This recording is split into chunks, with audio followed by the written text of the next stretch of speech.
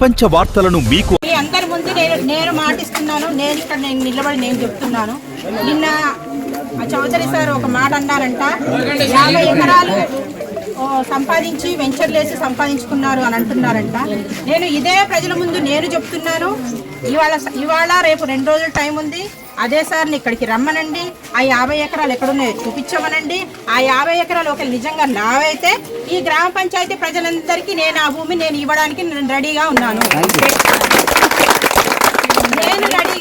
సాబిర్ భాష అన్న ముందు నేను ఒప్పుకుంటున్నాను. అదే 50 ఎకరాల భూమి కనుక నేను ఉండుంటే మీ రామాంజనేయ కాలనీ గ్రామ పంచాయతీ మీ ప్రజలందరికీ ఫ్రీగా నేను దగ్గరుండి నేను మీ ఆ భూమిని అనేది మీకు ఇచ్చేస్తాను. అందుకనే ఇవాళ రేపు మీరందరూ కాపలాగాయండి. ఆయన ఎప్పుడు వస్తుందో చూడండి, అడగండి. అన్న నువ్వు నిన్న చెప్పినావు కదా అన్నకి 50 ఎకరాలు ఏం వినిపించుకుంటున్నంటే ఆయన కొన్ని విద్యా సంస్థలు నడుపుతున్నారు. ఆయన కూడా ఒక గురువుతో సమానం. మేము ఎవరి జోలికి పోయేటోళ్ళము కాదు, ఏదో ఆశపడి మేము రాజకీయాల్లోకి వచ్చిన వాళ్ళము కాదు. మేము ఉన్నత చదువుకున్న వాళ్ళమే. రాజకీయం చేయండి, తప్పు లేదు.